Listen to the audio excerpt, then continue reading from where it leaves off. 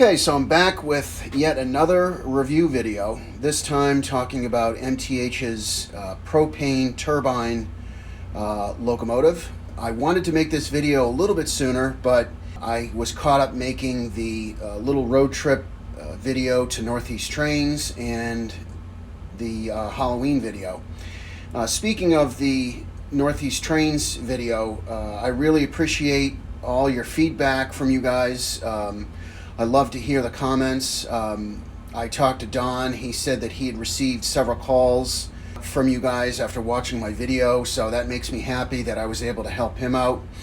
I wasn't paid to make that video. I did that strictly because I was trying to help Don, the owner, out.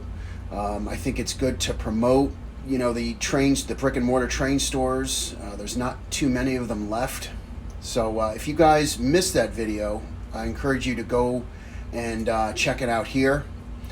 So back to this video, I actually kind of forgot about this engine. I ordered it so long ago. I ordered it almost 2 years ago. I think it's from one of the 2020 catalogs from MTH. I really can't recall which one it's from. I'm glad I got it. So let's dive right into this.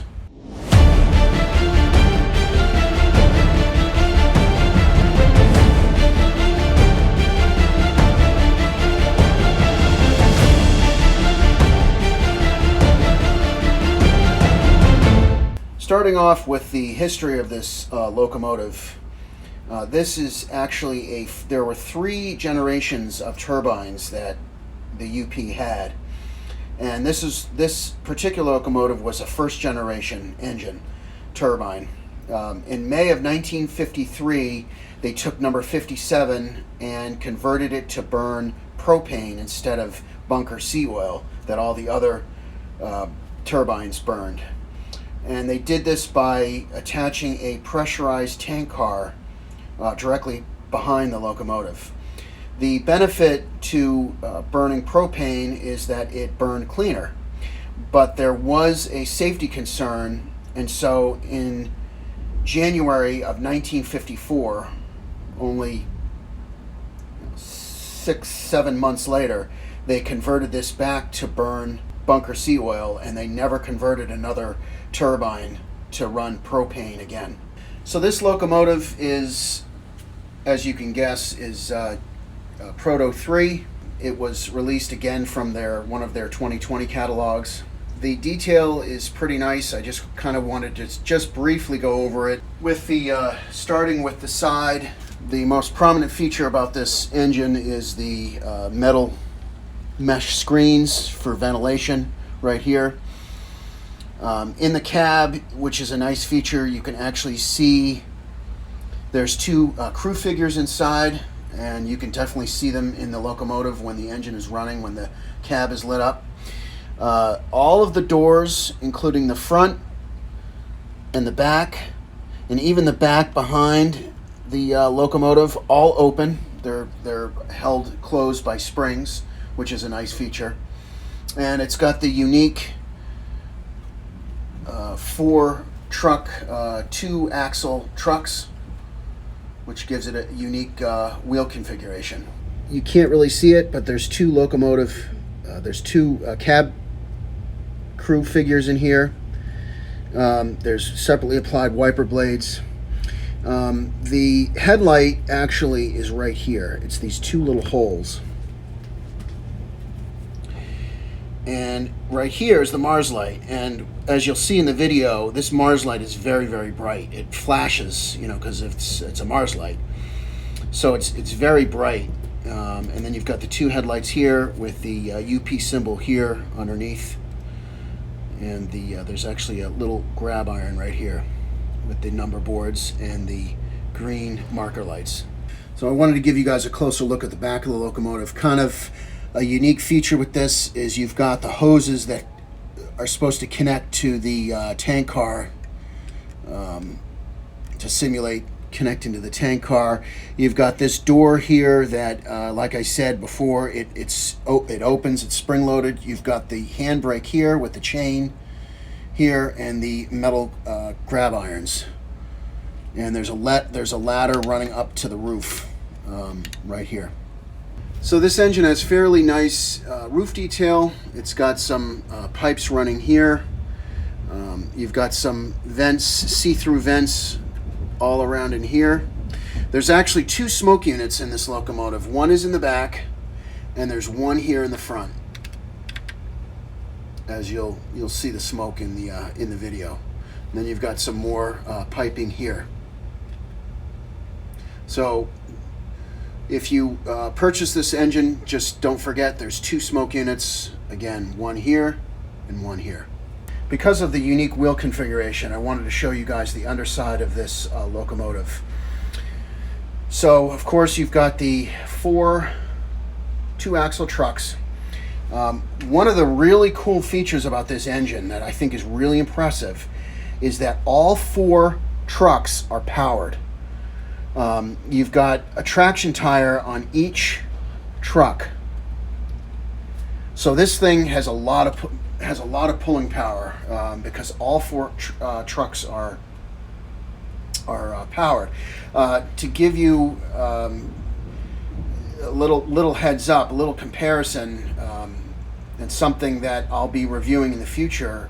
I ordered from Lionel's Volume 1 of 2021 Volume 1 catalog. I ordered the new veranda, and if you guys watched the I don't know if you watched the Lionel puts videos out on YouTube and Facebook, and they had mentioned that the veranda is only going to have 2 out of the 4 trucks that are powered.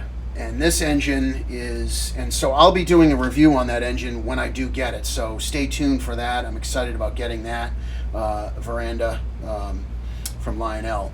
But this engine, actually all 4 trucks are powered, which I think is really impressive. It's got 2 pickup rollers.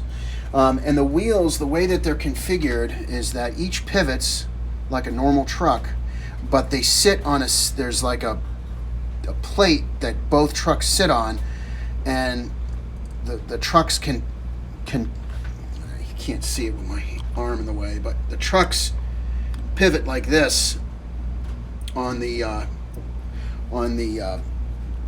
plate that both trucks are attached to. So the plate itself pivots, and then each truck pivots independently. So kind of a unique configuration. Over here you've got the master smoke, and here you've got the master volume. And then here's the speaker for the locomotive. Because this is a 2-unit set, I can't ignore the tank car that runs behind the locomotive. So this car is unique. It's not just a standard tank car. The unique feature about this tank car is that it's all metal, and they did that to give it significant weight. The coal turbine that I have it's a 3-unit set, and the tender running behind it is metal also, and it's got a lot of weight. And I think the reason why MTH does this is because it gives the car stability, and when you're pulling a long line of trains, you don't want this car to get pulled off the tracks when it's going around a corner because of all the weight. So they add a lot of weight to it to give it to keep it firmly planted on the tracks. So it's an all metal tank car. It's got a chrome finish, as you can see. There's metal.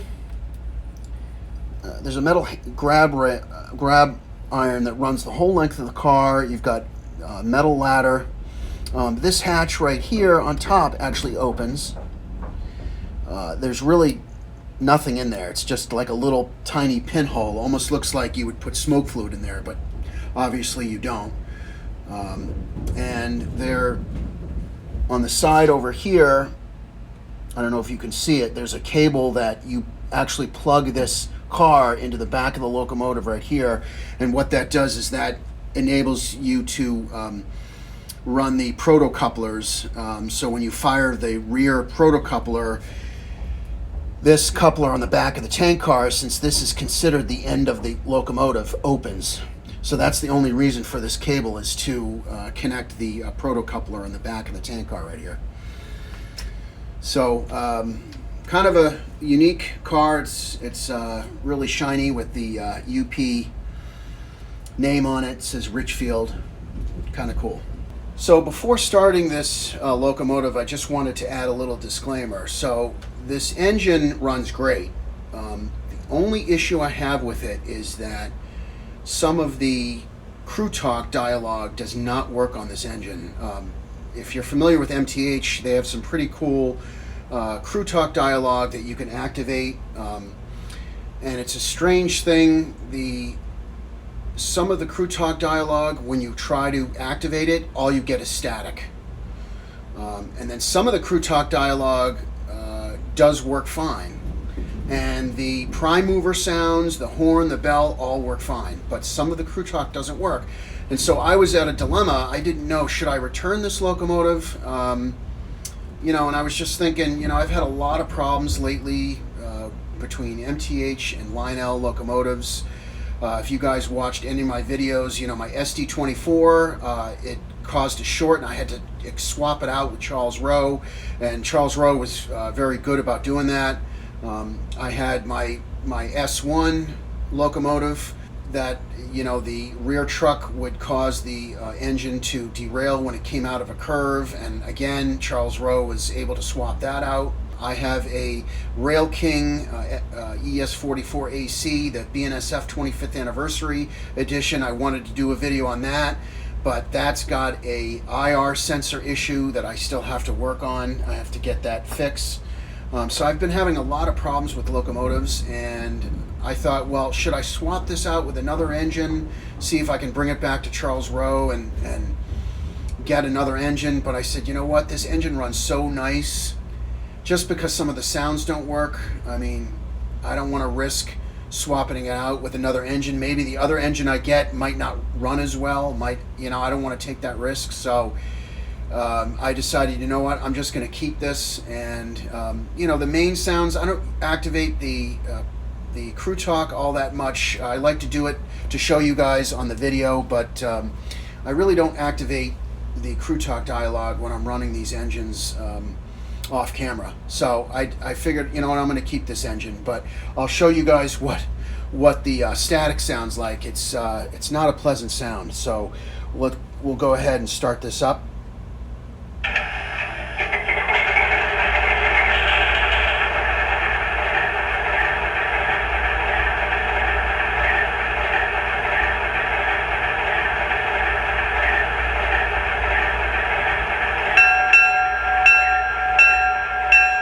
Bell works,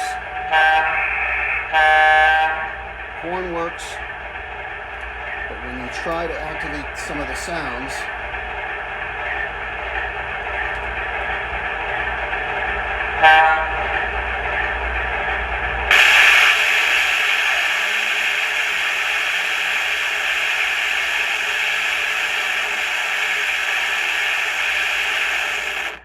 that's the sound you get. So, can I have another count on that, please? See, now that works. You just heard that. So some of the sounds work, but some of them don't. So it's very strange. So let's go ahead and roll this out.